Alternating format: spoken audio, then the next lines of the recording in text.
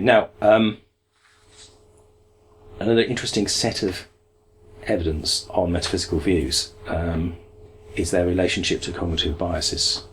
And again, I think this is something which I discovered subsequently to working out the general theory of metaphysics. But then, I then discovered, well, actually, there's all this psychological research which has been done into cognitive biases, which again seems to back up the model that I developed. There's going to be quite a lot about it in my next book, the fourth volume of Middle Way Philosophy, so it's not something I've yet researched in huge detail, but I thought I would pick out a few examples anyway of cognitive biases. And the key thing to make cognitive biases fit in with the model I developed here is to show how they related to metaphysics. So in each case, the cognitive bias itself is entirely come from empirical psychology, but the link with a metaphysical belief is the interpretation I've put on it. So yeah, cognitive biases generally are they stop us, they interfere with our judgments, so they're identifiable tendencies that human beings often have to poor judgment in one way or another. First example is anchoring. So, anchoring seems to me to be about we're just being dependent on a particular cognitive model, which determines your selection of information.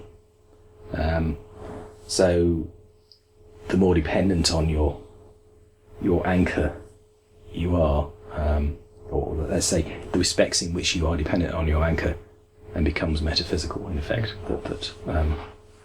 So that's again, if you want to look at empirical research which gives you further information about the limitations that cognitive models put on us, then look up anchoring, because it will then give you more information about it. Again, this is something I need to research more myself before I can say a lot about it. But I've got kind of reservations about. I can understand how these cognitive biases. We work a lot with these in CBT. Right. So I can understand how metaphysical positions necessarily introduce cognitive bias, but I'm not so sure about the other way around, in the sense that if you could eradicate all metaphysical beliefs, my guess would be that we'd still be left with quite heavy cognitive biases. Okay, that seems to be quite a big issue, so could we come back to it after the end? That's well worth going into. Yeah. Okay, but just this is just a selection of a few cognitive biases. Yes. So attributes such as substitution, where you substitute an easy problem for a difficult one, so the problem that you're faced with in experience is a difficult and complex problem, but to make the problem resolvable, you substitute an easy one for it. And very often, the substitution of an easy problem will be a metaphysical problem, a metaphysical way of explaining the problem. As an example? Yeah. So, a simple example would be something like you, rather than overcoming a complex practical problem, you appeal to God to solve the problem for you, or you pray to God to overcome that complexity for you, rather than engaging with it.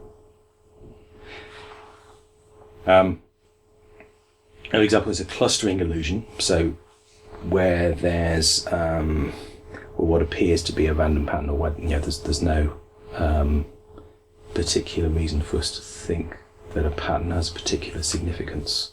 Whether you're finding that pattern in, say, a visual field, or perhaps in a piece of literature or music or something like this. But you take it to be significant, perhaps in a way which conveys metaphysical truths of such kind. That so numerology is a classic example of that, where people get revelatory truths out of the Bible just from the way the numbers of verses, for example, are organised in the Bible. So, is astrology a similar example of that? it's related, yes. I think astrology is no, it's another type of cognitive bias which I haven't got on the list, but yes, there's certainly a relationship there.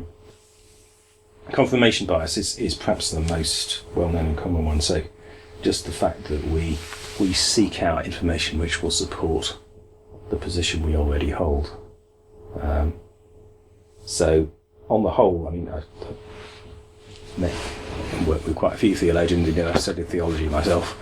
And it's not true that they only read theology, but, well, I mean, of course, they tend to read theology. So they're much, if you're a theistic theologian, you're not very likely to read atheistic books which assemble evidence or make you aware of models which look the other way. So you're not likely to. Most of us don't make enough effort to disconfirm our hypotheses. Or vice versa. If you're a big Hitchens fan, you're not going to be reading lots of books on theism. Exactly, yeah. Then hyperbolic discounting is another one that, and that's for the way in which we assume that things that are nearer in time are more valuable. So, I mean, the way people like Daniel and Kahneman put this is that $10 today is worth more to us than $10 in a month's time.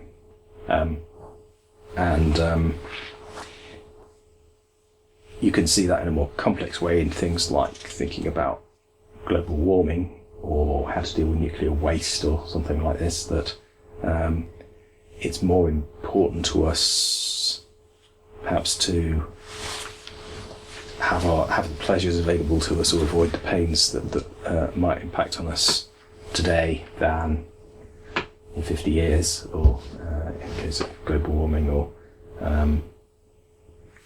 we're more concerned with getting energy from nuclear fuel today than we are with dealing with nuclear waste in a century.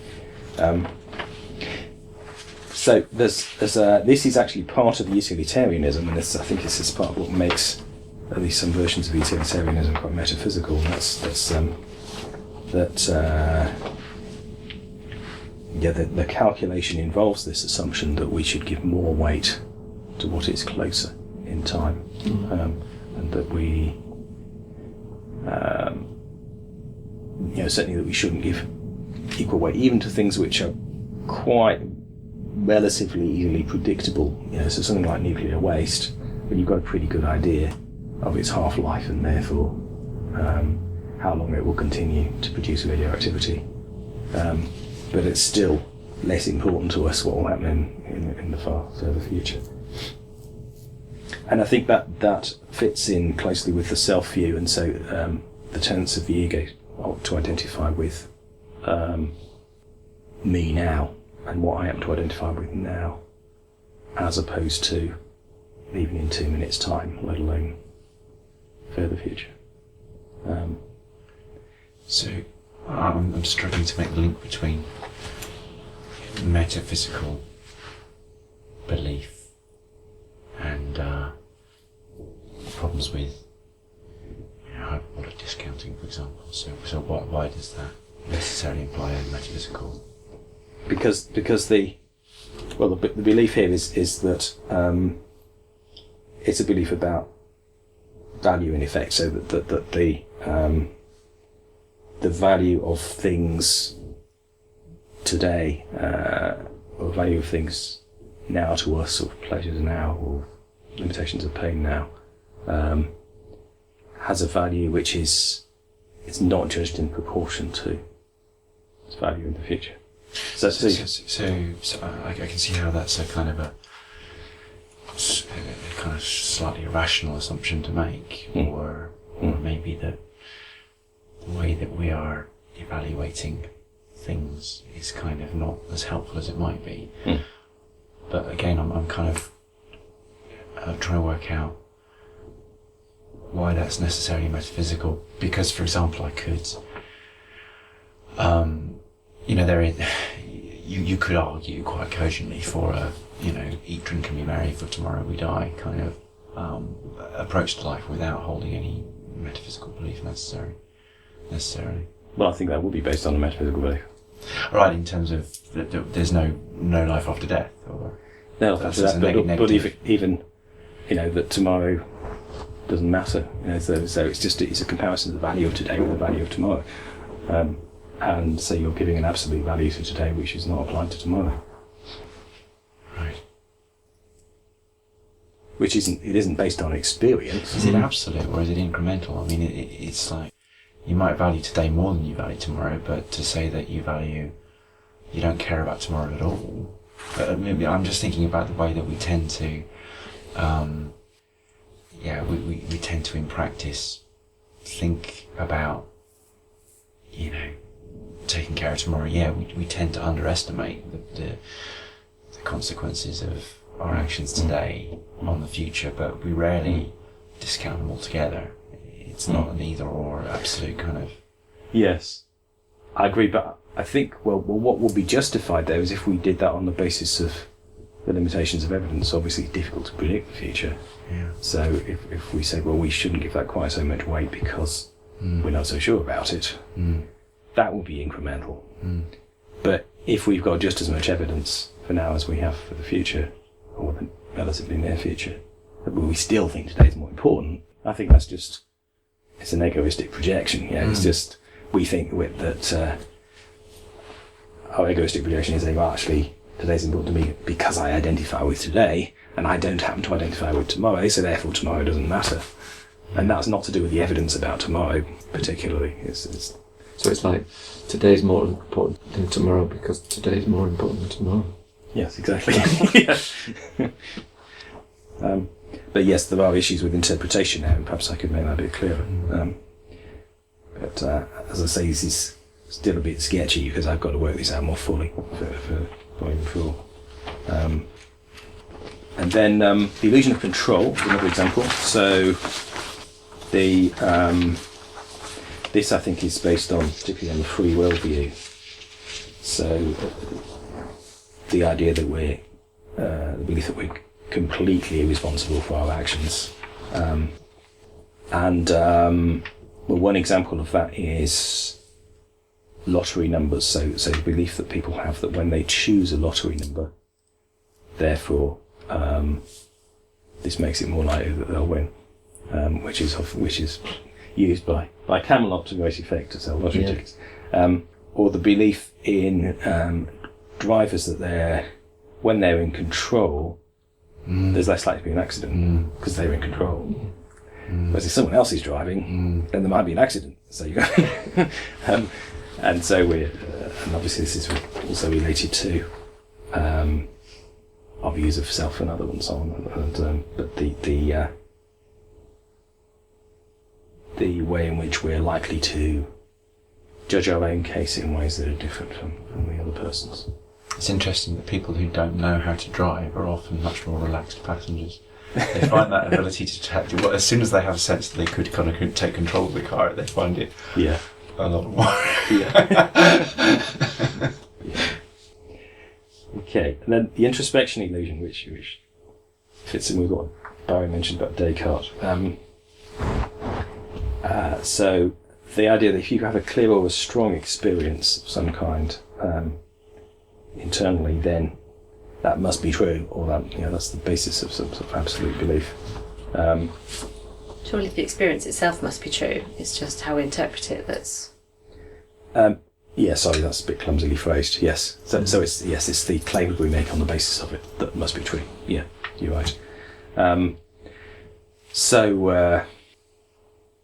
Descartes claimed that in terms of he must exist because he was having a clear experience, a clear and distinct experience. So therefore there must be an experiencer, he says. And then he extrapolated that out and said, because I've had a clear experience of God, then God must exist. Indeed, yeah. I mean, that was also dependent on the ontological argument, but another version of this, I think, is the revelatory type of belief that because you have an overwhelming religious belief, for example, therefore it must be God communicating to you. An overwhelming religious experience, therefore it must be God. What was the circular thing with Descartes again? So because he has a clear and strong experience of God, therefore God must exist. Yeah, and God effectively guarantees his experiences that he's not wrong in his interpretation of his experiences. Mm-hmm. Yeah. Okay, and then there's the just world hypothesis. I found this very interesting actually. When I was researching for my thesis, I did quite a lot of work on cosmic justice and sort of beliefs in cosmic justice. So that would include things like the belief that history is laid out in a certain way so that it will all come right in the end. Maybe there'll be a communist society or a new Jerusalem at the end of history, where everything the just will be rewarded and the unjust will be punished, that sort of thing. But also cosmic justice includes the theory of karma in Buddhism and rebirth, and the idea that you'll get your just deserts. So the idea really that the whole of the universe is a justice system, and that which ensures that things will eventually turn out right. So the just world hypothesis, I was very interested to then find that, in fact, psychologists had identified the just world hypothesis as a cognitive bias and as problematic psychologically. So it wasn't just a philosophical argument. I think this is one of the first things that set me on the trail of some sort of link with cognitive biases. George Lakoff talks about that we have these metaphors set up as moral accounting. Maybe that, again, is an extrapolation of that. Yeah, that's right. Yeah, so it's a metaphor taken too literally, as it were, and given an absolute status. Yeah. So the way it seems to work psychologically is in some way providing us with a sense of security that we will get our just deserts in the end. And I mean, I've been struggled with this one bit. I think in that sort of the idea that if I've got a good book, then it ought to be published, for example, and I should be rewarded for my efforts, and something's wrong if they're not publishing off.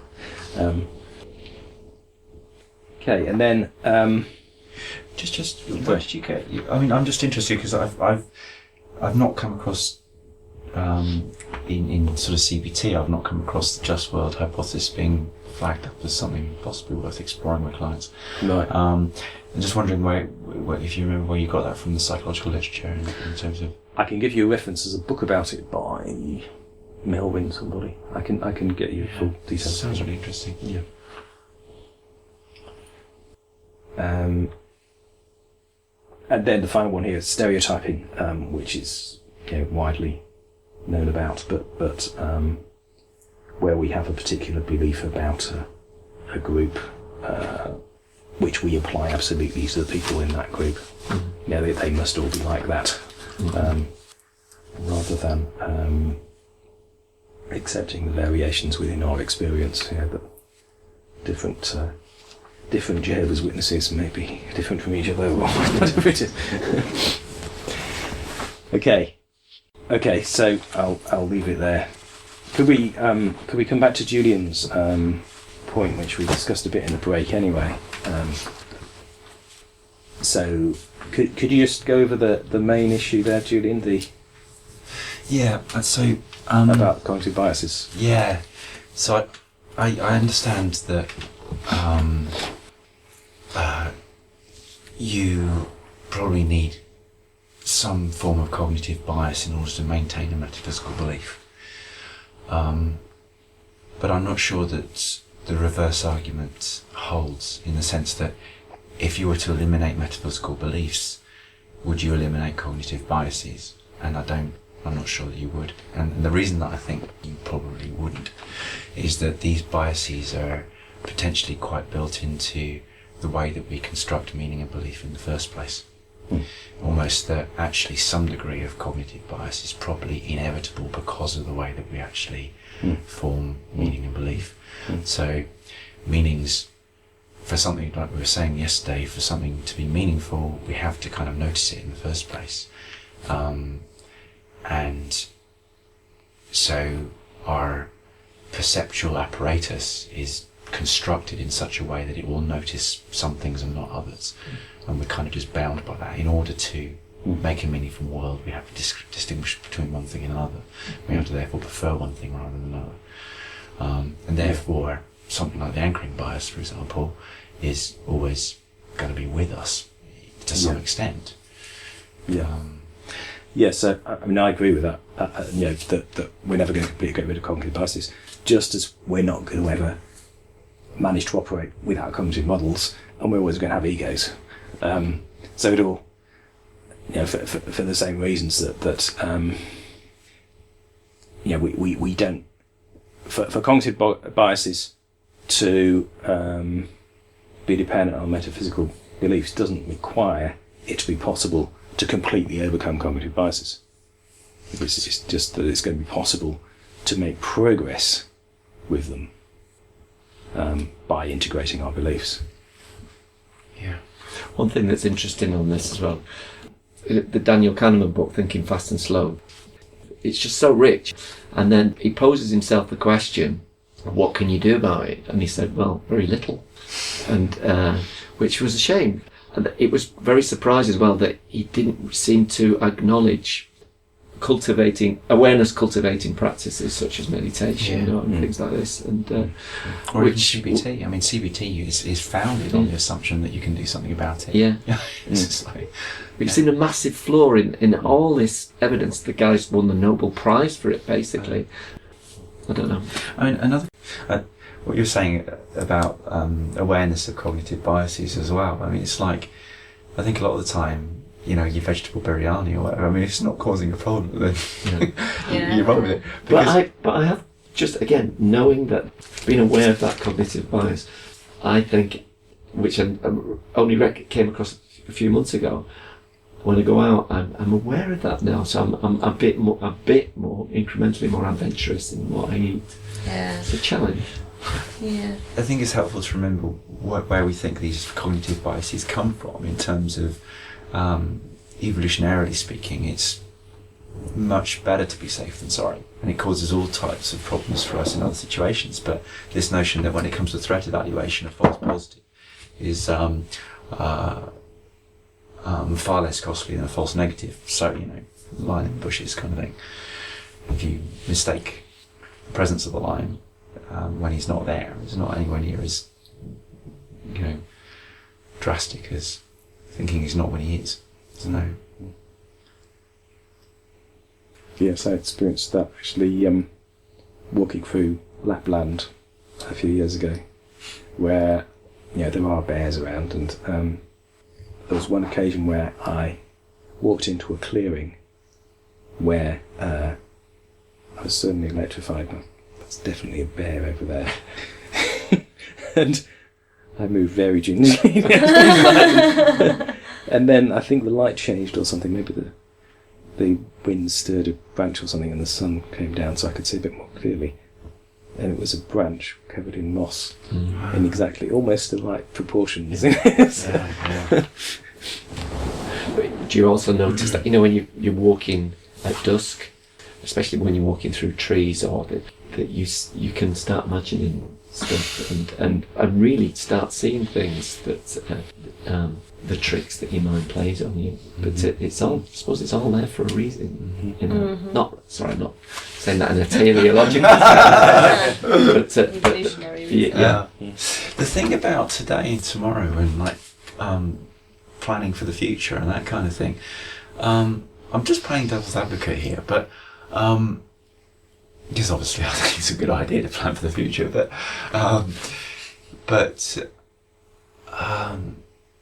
I mean, that could you could argue that that's a metaphysical claim itself, because you're assuming some continuity of the self. Well, not if you take into account the ways in which the self may change, which is obviously an incremental, uncertain matter. But one could plan for the future with more or less understanding of conditions, and one's recognition of conditions needs to recognise as far as possible that one's needs and perspectives in the future may be different from the current ones. So I guess what we seem to be coming back to is that planning for the future doesn't necessarily entail a metaphysical belief, and equally you could say that not planning for the future doesn't necessarily entail a metaphysical belief either. It's like... Not necessarily. As I say, my hunch here is that it's just to do with uncertainty. That if we're taking into account uncertainty, then fine. Yeah. But if it's just a question of treating the future different just because it's the future, right? Yeah. If that's the rationale. That doesn't seem to me justified. Yeah. And obviously, the further you go into the future, the more uncertain it becomes. Making detailed plans for what we are going to do in 3000 CE is a bit stupid. But I guess one of the reasons that we tend to discount the future is partly because the level of uncertainty increases with the temporal distance. Indeed, yeah. So, yeah. But where there were pretty well justified things that you can predict, I think Half-Life is quite a good example of that, because we've got pretty consistently operating laws of physics. Okay, they're within a certain cognitive model, which may be wrong, but as far as we can tell, radioactivity is pretty predictable, of a piece of nuclear waste. So it's then quite a good test of our attitudes, as to how we treat that pretty predictable, continuing reactivity.